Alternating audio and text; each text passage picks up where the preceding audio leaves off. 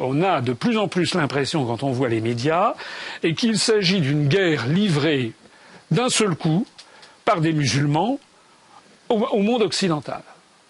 C'est exactement présenté comme cela. Alors ça nécessite qu'on regarde ça d'un petit peu plus près.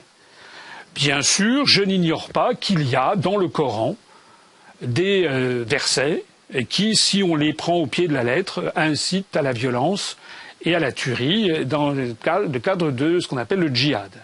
Je ne l'ignore pas, j'ai donné, quand j'étais plus jeune, j'ai donné des cours en fac ou dans des grandes écoles où je présentais les grandes civilisations du monde et où je parlais notamment du Coran. Ce que je n'ignore pas non plus, c'est que dans le Coran, il y a des versets qui disent également le contraire. Il y a notamment le verset 238 de la sourate 2 Al-Baqarah, qui est la vache qui dit nul la ikraha fid din, c'est-à-dire nulle contrainte en religion. Donc on peut trouver dans le Coran des versets qui poussent au crime et des versets qui poussent au contraire à une religion de paix. Je n'ignore pas non plus que c'est également ce que l'on trouve dans la Bible, notamment dans l'Ancien Testament et dans la Torah. Il suffit de lire le Lévitique ou le Deutéronome pour voir qu'il y a dans la Bible, et il y a également des appels à la lapidation de la femme adultère, par exemple, et des appels au meurtre. Seulement voilà, les religions sont une chose, et puis l'application que les hommes en font en est une autre. Or, actuellement, s'il y a effectivement un problème dans le monde musulman, c'est parce que il y a un pays, l'Arabie Saoudite, pour ne pas le nommer, qui depuis le XIXe siècle, avec le soutien constant des États-Unis d'Amérique, pousse à une lecture ultralittérale, le régime wahhabite, et avec également les salafistes qui sont derrière, pousse à une lecture ultralittérale du Coran, que ne partagent pas 90% du monde musulman. Voilà la situation. J'ajoute que le tueur de cette affaire se révèle être à l'examen quelqu'un qui mangeait du porc, qui buvait de l'alcool, qui avait, paraît-il, une sexualité débridée, donc qui ne respectait pas le ramadan, qui ne se rendait pas à la mosquée, donc qui, en fait, n'était pas musulman. Alors, aux dernières nouvelles, il paraît que il s'était radicalisé dans les 3 semaines ou les 15 jours précédant la tuerie. Mais qu'est-ce que ça veut dire ? Nous avons affaire à des gens il y a 16 musulmans qui sont morts dans cet attentat, et puis il y a un assassin qui est là, qui, lui, n'a pas une pratique musulmane, semble-t-il, et qui est mis en avant pour faire croire au peuple français qu'en fait la France serait attaquée par l'islam. Alors moi je voudrais être très clair sur cette affaire parce que un vent mauvais s'est levé sur notre pays.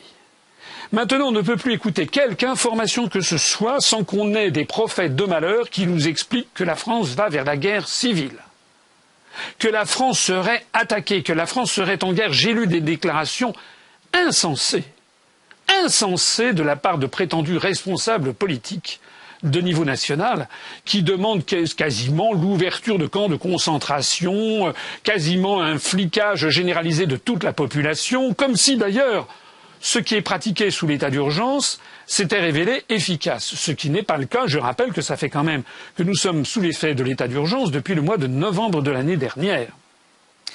Donc on a affaire en réalité à une classe politique qui a perdu la tête, au premier rang de laquelle le président de la République française et le Premier ministre, qui ont totalement failli à leur tâche, à nos compatriotes de confession musulmane, comme d'ailleurs à nos compatriotes de toutes les autres confessions, que la République française ne connaît pas le communautarisme, que la République française ne connaît que des citoyens. Il faut évidemment, en ces temps où la France est menacée, prendre des mesures autrement plus sérieuses que ce qui a été fait. On reste confondu par tant d'amateurisme. Quoi ? Voilà des milliers et des milliers de personnes qui étaient sur la promenade des Anglais, à Nice, et voilà qu'un quidam a réussi à se faufiler, si j'ose dire, avec un camion de 19 tonnes. Il n'y avait pas de chevaux de frise, il n'y avait pas de contrôle, il n'y avait pas des plombs en béton que l'on pouvait mettre pour sécuriser toute cette zone. L'affaire reste d'ailleurs extrêmement peu claire parce qu'on n'a toujours pas bien compris comment ce camion avait réussi à se faufiler jusqu'à cet endroit. De ces excellences que sont le président de la République, le Premier ministre ou M. Macron, parce qu'à chaque fois que les ministres sortent, il faut des dizaines et des centaines parfois de policiers pour protéger leur auguste personne, alors que finalement à Nice, il y avait finalement moins de policiers pour peut-être 20 ou 30 000 personnes massées sur la promenade des Anglais. Mais maintenant, il y a quelque chose de beaucoup plus grave encore, qui est la présentation générale qui est faite de cette affaire. On présente cette affaire, je ne l'invente pas, d'ailleurs il suffit de lire, c'est ce que M. Sarkozy nous a dit. M. Sarkozy a dit « Nous sommes en guerre. Maintenant, plus jamais, rien ne sera comme avant. » Il a même osé dire que de 2002 à 2011, du temps où il était aux affaires, c'est-à-dire au ministère de l'Intérieur ou à la présidence de la République, il n'y avait jamais eu le moindre attentat, ce qui est totalement faux. Il y a eu plusieurs attentats, un attentat contre l'ambassade d'Indonésie, attentat contre le préfet du Jura. En 2012, il n'y a eu rien moins que l'affaire Mohamed Merah, etc., etc. Mais nous avons donc des responsables politiques qui disent que nous sommes en guerre, que la France est attaquée. Monsieur Valls se claironne. À qui veut l'entendre que de toute façon il y aura d'autres victimes? C'est du jamais vu. Les Français n'ont pas élu un président de la République pour que le chef du gouvernement qu'il nomme ensuite explique aux Français que de toute façon il ne peut rien pour eux, que de toute façon il paraît qu'on le dit aux enfants des écoles maintenant il va falloir vivre avec le terrorisme et que de toute façon il y aura d'autres victimes. Et puis alors à la droite et à l'extrême droite en particulier, alors là c'est évidemment haro sur l'islam, haro sur le grand remplacement en France, et ceci et cela. On ne dit pas un mot, comme je le soulignais tout à l'heure, que parmi malheureusement les 84 morts, il y en a quand même au moins 16 qui étaient des musulmans, pas un mot. On ne dit pas un mot de ce que la France fait partie de coalitions qui sont extrêmement meurtrières.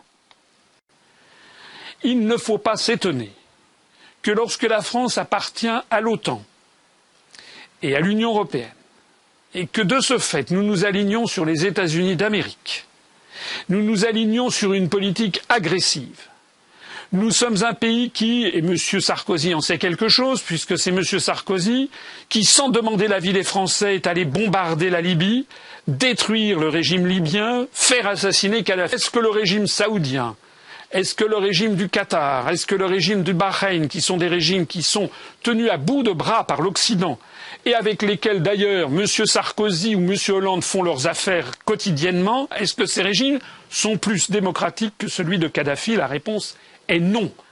Ce sont des régimes plus dictatoriaux et qui ont une attitude, notamment, je pense à l'Arabie saoudite vis-à-vis des femmes, par exemple, ou de toutes les minorités, qui est absolument contraire à toutes les conventions des droits de l'homme et à la charte, à la Déclaration universelle des droits de l'homme. Le résultat, c'est que M. Sarkozy a fait détruire la Libye. 2/3 des habitants de la Libye ont fui leur pays et ont alimenté notamment cet effet de château de cartes qui s'est effondré au Machrek et au Maghreb et au Sahel, avec notamment l'arrivée de ces réfugiés de guerre que l'on baptise des migrants. Ce qui s'est passé en Libye, on l'a constaté également au Soudan. Je rappelle que M. Juppé, en 2011, s'est rendu comme un toutou à la remorque des Américains, s'est rendu à Djouba, la capitale du nouveau pays appelé le Sud-Soudan. M. Juppé, qui était à l'époque ministre des Affaires étrangères, avec toujours son inénarrable façon de prendre ses interlocuteurs pour des cons, M. Juppé avait expliqué que voilà, on apportait la paix avec la création de ce nouvel État. En fait, ça sentait le pétrole au Sud-Soudan, comme en Libye, comme en Syrie, comme en Irak, et j'en passe. Le résultat du Sud-Soudan, depuis que maintenant le Sud-Soudan est devenu indépendant, c'est une des guerres les plus meurtrières qui soit, dont personne jamais ne parle. On estime qu'il y a eu au Sud-Soudan, depuis l'indépendance qui est allé fêter M. Juppé, on estime qu'il y a eu entre 50 et 300 000 morts. Et ça continue en ce moment même, avec des crimes contre l'humanité qui défient l'imagination. Je signale d'ailleurs au passage qu'il ne s'agit pas, en l'espèce, de populations musulmanes, mais de populations chrétiennes qui s'entretuent. Je signale également que l'Occident dans la foulée des États-Unis d'Amérique, porte une responsabilité écrasante dans ce qui se passe en Syrie. Je rappelle que l'origine du problème syrien vient tout simplement du fait qu'il devait y avoir un pipeline qui devait être relié le Qatar à la Turquie pour expédier du gaz vers l'Europe de l'Ouest et ainsi contourner l'approvisionnement russe. Et je rappelle que Bachar el-Assad s'y est opposé. Et c'est à partir du moment où ces projets de pipeline, voulus bien entendu par Washington contre la Russie, c'est à partir du moment où Bachar el-Assad s'y est opposé que d'un seul coup, eh bien, les États-Unis d'Amérique, nommons-les directement, avec un certain nombre de leurs supplétifs au Moyen-Orient, ont décidé la déstabilisation du régime de Bachar el-Assad. Et la France s'est pliée à ce jeu, un jeu détestable, un jeu avec le feu, puisque tout le monde sait, depuis plus de 2000 ans, que le Moyen-Orient est une poudrière avec une infinité d'ethnies, de religions, et de pays qui ont une tradition de violence et une tradition qui n'est pas une tradition démocratique. L'Occident a donc décidé la déstabilisation du régime de Bachar el-Assad. Tout le monde le sait. Et tout le monde sait également que, selon des manœuvres tortueuses venues des États-Unis d'Amérique, où on a des fins stratèges qui finissent par se prendre les pieds dans leurs propres intrigues, on va le voir tout à l'heure sur l'affaire de la Turquie, eh bien tout le monde sait que ce sont les États-Unis d'Amérique et leurs supplétifs qui ont commencé à avoir partie liée avec des mouvements terroristes.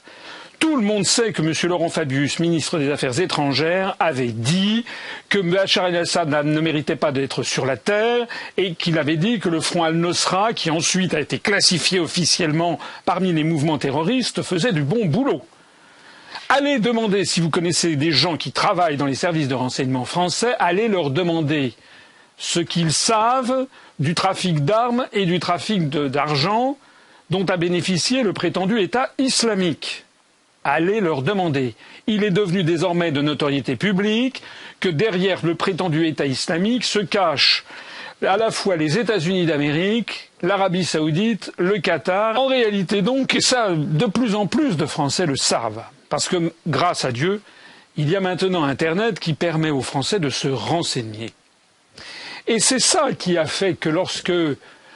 Valls s'est rendu à Nice, aujourd'hui même, le 18 juillet, il a été accueilli par des sifflets. Parlez autour de vous comme je le fais. Renseignez-vous, vous verrez que beaucoup de Français commencent à comprendre ce qui se passe. Ce qui se passe, c'est que la France a une responsabilité écrasante dans toutes ces opérations. Voilà ce qui se passe. Ce qui est très inquiétant, c'est que l'UPR est le seul mouvement politique français à le dire et à dire que la priorité des priorités, c'est que la France se retire de ces pays où elle n'a rien à faire. Tous les mots ont perdu leur sens, ont été vidés de substance par des escrocs de la politique et des escrocs de la pensée politique. Les mots sont vides de sens. On a les États-Unis d'Amérique, la France, etc., qui n'ont à la bouche que les mots de démocratie, mais lorsqu'un pays s'exprime, comme ça a été le cas des Britanniques, qui ont à une majorité de 52% des Britanniques décidé de sortir de l'Union européenne, examiner ce qui s'est passé en Europe et en France en particulier, dans les grands médias, où l'on a agonie d'injures les Britanniques pour avoir fait ce choix parfaitement démocratique. Et où on a d'ailleurs considéré que ce choix devait être remis en cause. On a mis en ligne, on a fait circuler, on a contribué à faire circuler à ce propos les déclarations de Madame Ségolène Royal à la BBC où Madame Ségolène Royal est présentée comme une femme très dangereuse. Nous ne ferons pas l'erreur de David Cameron, rassurez-vous. Nous n'allons pas faire de référendum pour la sortie de la France de l'Union européenne, ça je puis vous l'affirmer. Parce que nous savons comment ça marche. Nous savons. Eh bien, nous ne le ferons pas. Nous ne le ferons pas. En tout cas, les responsables politiques qui sont. Non, nous croyons en la démocratie, mais nous croyons aux bonnes questions par rapport aux bonnes réponses. Parce que la bonne question, ça n'aurait pas été est-ce que vous êtes Well, I don't think it's democracy if you only think one answer is right and the other is je vais vous completely expliquer. unacceptable. La bonne question, c'est pas de savoir oui ou non ce que vous voulez sortir pour l'Europe, parce qu'à ce moment-là, les gens votent pour autre chose. Ils votent pour changer de gouvernement, ils votent parce qu'ils ont compris qu'ils sont instrumentalisés dans un vote, etc. La bonne question, c'est quelle Europe voulez-vous ? Est-ce que vous voulez une Europe qui s'occupe de ceci? Est-ce que vous voulez une Europe qui s'occupe de cela? Est-ce que vous voulez une Europe approfondie? Est-ce que vous voulez une Europe qui s'engage sur telle et telle valeur? Là, ça aurait un sens. Donc, là, à ce moment-là, on peut faire des débats démocratiques au sein d'un pays pour savoir ce que veulent les citoyens par rapport à... Madame Ségolène Royal, avec un mépris de classe, avec quelque chose qui est révulsant. Mais qui est cette dame pour décider que les Français n'ont pas le droit à la parole? Qui est-elle, Madame Royal? Elle n'est que le mandataire du peuple français, comme M. Hollande et comme M. Valls, et comme M. Sarkozy et comme M. Juppé. C'est tout ceci mis bout à bout qui mène au sentiment que vive le peuple français, mais aussi le peuple britannique, le peuple allemand, le peuple américain, qui est que tout a été verrouillé par une oligarchie impitoyable qui a mis la main sur le pouvoir politique, le pouvoir économique, et qui force petit à petit le peuple français, par exemple, à s'accommoder d'un retour à un esclavage des temps modernes, où l'on fera voler en éclats tout ce que nos parents, nos grands-parents, nos arrière-grands-parents avaient obtenu. Je m'adresse ici aux plus jeunes. Quel est le monde dans lequel veulent nous enfoncer les euro-atlantistes, un monde où il n'y aura plus aucune loi que la loi de la jungle, où on pourra jeter quelqu'un à tout moment parce qu'il n'est plus assez productif. J'ai déjà eu l'occasion d'en parler. Un monde où en France il y a plus de 20% des jeunes qui sont au chômage. Et je ne tiens encore que les comptes avec un chômage tout à fait des chiffres officiels. Donc c'est tout ceci qui, mis bout à bout, fait que la marmite est en train de bouillir en France et que de plus en plus de Français, il suffit de dresser l'oreille, disent que ça ne peut plus durer.